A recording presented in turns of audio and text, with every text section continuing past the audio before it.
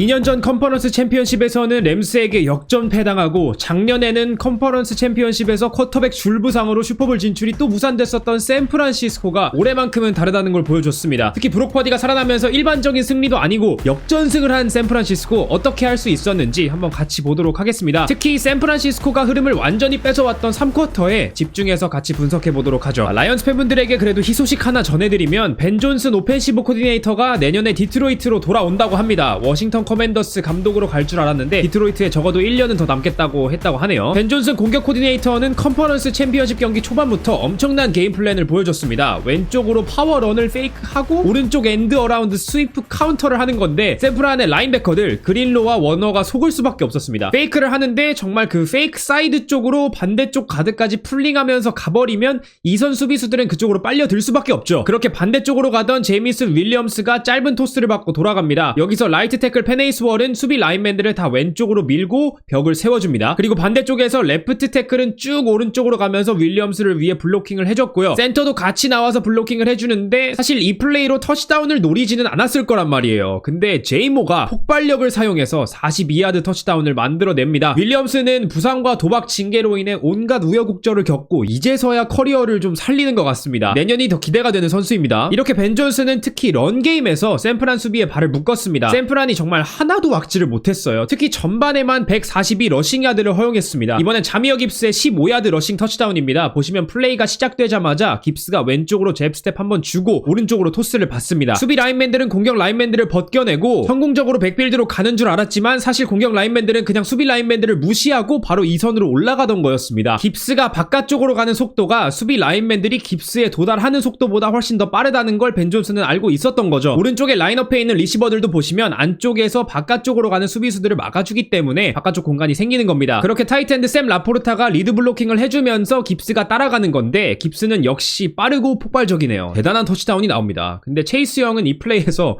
혼자 뭐 하는 건지 뛰긴 뛰는데 열심히 뛰는 것 같지도 않고 이미 이 시점에서는 샌프란 수비수들이 다 지쳐 보이긴 했습니다. 그렇게 이 스코어로 디트로이트는 21대 7 리드를 만듭니다. 근데 3쿼터로 들어와서 모든 게 바뀝니다. 좋은 플레이들도 다 샌프란 쪽에서만 나오고 심지어 미식축구 신이 있다면 일부러 손 쓰는 게 아닌가 싶을 정도로 신기한 플레이들도 많이 나옵니다. 아이육의 51야드 캐치에서 시작됐다고 생각하시는 분들이 정말 많으실 텐데 제가 생각하기에는 이 플레이로 시작됐던 것 같습니다. 진짜 말도 안 되는 제닝스의 원핸드 캐치가 3쿼터 초반에 나왔죠. 서드다운이었기 때문에 퍼디가 포켓 밖으로 나오면서 러쉬로 갱신하려 하다가 막힌 거 보고 제닝스에게 던집니다. 만약에 공을 낮게 던졌으면 캠벨이 인터셉션을 만들 수도 있었을 것 같은데 이걸 또 퍼디는 센스 있게 위로 높게 던지고 너무 높게 공이 흘러가기는 했지만 이걸 제닝스가 잡아요. 정말 말도 안 되는 플레이였습니다. 그렇게 이 드라이브가 이어지기는 했지만 어쨌든 샌프란시스코는 이 드라이브로 필드골 득점밖에 하지 못합니다. 그래서 디트로이트는 아직 여유가 있었어요. 근데 이 포스다운 상황에서 킥을 차지 않고 고포잇을 합니다. 물론 저스틴 터커를 데리고 있었으면 충분히 찼을 것 같기도 하고 믿을만한 키커가 없다는 게 캠벨이 이런 선택을 하게끔 만든 것도 있겠죠. 근데 워낙 고포잇을 댄 캠벨이 좋아하기도 하고 시즌 내내 가장 많이 시도해서 가장 많이 성공하기도 했으니까 경기를 관람하는 저희도 전혀 예상 못한 선택은 아니었습니다. 그리고 플레이를 보시면 레놀즈가 잡을 수 있는 곳으로 공이 잘 가기도 했고요. 하지만 그냥 레놀즈가 못 잡았죠. 고프의 시선 처리를 보시면 오른쪽은 한 번도 안 보는데 제이미슨 윌리엄스가 클리어 루트를 달려주고 세인트 브라운이 안쪽으로 들어오면서 오른쪽에 공간이 생겼었습니다. 이쪽으로 고프가 아예 보지도 않았다는 게 조금 의아하긴 했어요. 확실히 레놀즈가 만든 세퍼레이션보다는 세인트 브라운이 더 많이 열려 있었으니까요. 또 세인트 브라운이 1번 리시버죠. 하지만 어쨌든 고프는 레놀즈에게 공을 던졌고 레놀즈가 드롭을 하면서 폴스다운 실패, 득점 없이 샌프란에게 공격권을 넘겨주게 됩니다. 그리고 나오는 그 플레이, 대망의 51야드 패스 플레이입니다. 이게 패스인지 리바운드인지 잘 모르겠는데 말도 안 되는 플레이였죠. 커버 3였던 것 같은데 싱글 하이인 줄 알고 던진 건지 그랬으면 사실 필드 최후방 세이프티가 딥 디그 루트를 달리고 있던 디보를 따라가서 아래쪽으로 왔으니까 반대쪽에서 딥 포스트를 달리던 아이육에게 던지는 게 옳은 선택인 건데 브록 퍼디가 공을 던질 때 보시면은 커버 1이 아니라 커버 3 룩으로 수비수가 이렇게나 아이육을 보고 잘 따라가고 있었습니다. 쿼터백 입장에서는 던질 이유가 하나도 없는 거죠. 근데 이걸 던졌고 낙구 지점에 먼저 갔던 선수는 코너백 빌드어였는데 아니 이게 헬멧을 맞고 튀어오르네. 그리고 이걸 아이육이 잡네.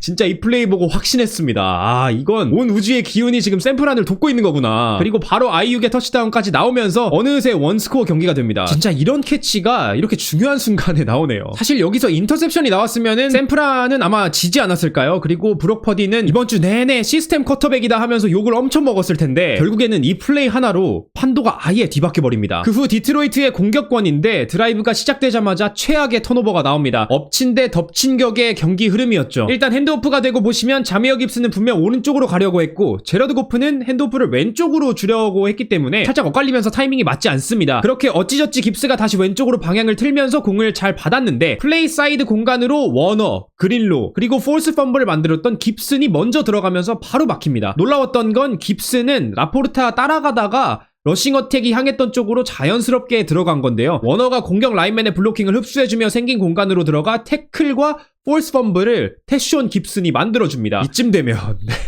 원핸드 캐치에 고포잇 실패에 헬멧 바운스 캐치에 펌블까지 진짜 3쿼터에 디트로이트는 온갖 억가를 당하는데 여기서 끝이 아니에요 여러분. 갑자기 퍼디마저 각성을 해버립니다.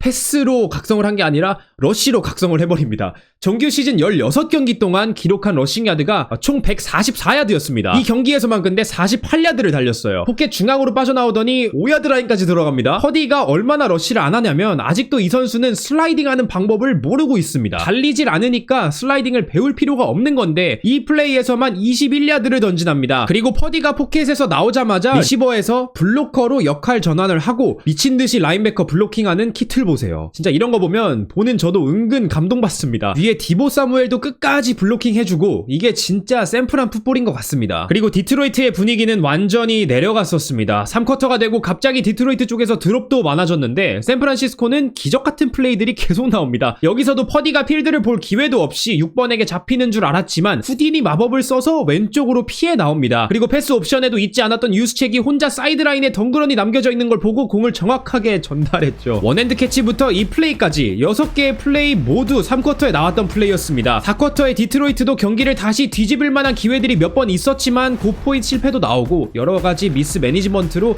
결국에는 샘프란이 이기게 됩니다. 디트로이트는 참 팬이 아닌 저도 아쉬운데 팬분들은 어떠실지 상상이 안 가네요. 근데 물론 저희도 컨체매에서 진 적이 많아가지고 상상이 좀 되기는 합니다만 죄송합니다. 어떻게 보면 대부분의 팬들이 원치 않으셨던 슈퍼볼 매치업이지만 그래도 슈퍼볼은 슈퍼볼입니다. 이거 무조건 봐야 되죠. 홍대 단체 관람 그런 면에서 너무 기대가 되네요. 이번 영상도 시청해주셔서 감사드리고 홍대에서 여러분 뵙겠습니다. 감사합니다.